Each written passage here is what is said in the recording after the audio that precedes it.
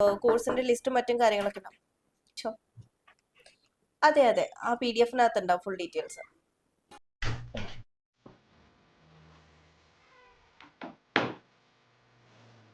Yes, how can I help you? എൻ്റെ പേര് സ്വരൂപ് എന്നാണ്. Okay. ഞാൻ തൃശ്ശൂരിൽ നിന്നാണ് വരുന്നത്.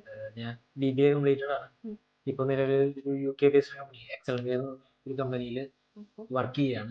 ഓക്കെ, അപ്പൊ UK ഡീറ്റെയിൽസ് ഓൾറെഡി ഫെമിലിയർ ആയിരിക്കുമല്ലോ. BBA ആണല്ലേ സ്വരൂപ് പഠിച്ചിരിക്കുന്നത്.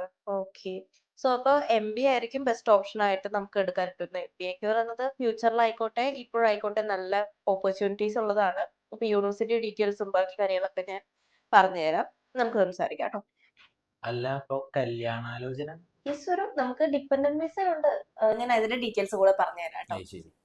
യെസ് സ്വരൂപ്, നമുക്ക് ഒരു 6+ ഇയേഴ്സ് ഓഫ് എക്സ്പീരിയൻസ് ഉണ്ട്. പിന്നെ മെയിൻ ആയിട്ട് നമ്മൾ UK ബേസ്ഡ് ആയിട്ടുള്ള എഡ്യൂക്കേഷൻ ആണ് ഫോക്കസ് ചെയ്യുന്നത്.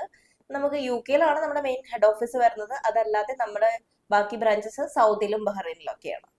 അല്ല, ആക്ച്വലി ഞാൻ വന്ന കാര്യം സ്വരൂപ് ജസ്റ്റ് 1 മിനിറ്റ്, ഞാൻ കുറച്ച് ഡീറ്റെയിൽ ആയിട്ട് പറഞ്ഞു. ടെൻഷൻ ഉണ്ട് സ്വരൂപ്, നമ്മള് വളരെ ലിമിറ്റഡ് ആയിട്ടുള്ള സ്റ്റുഡൻസിന് മാത്രമാണ് സ്റ്റഡി അബ്രോഡിൽ പ്രോസസ്സ് ചെയ്യുന്നുള്ളൂ.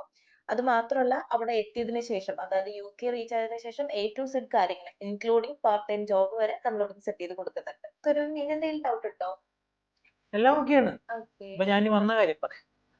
ഞാനേ തന്നെ പെണ്ണ് കാണാം. സോറി.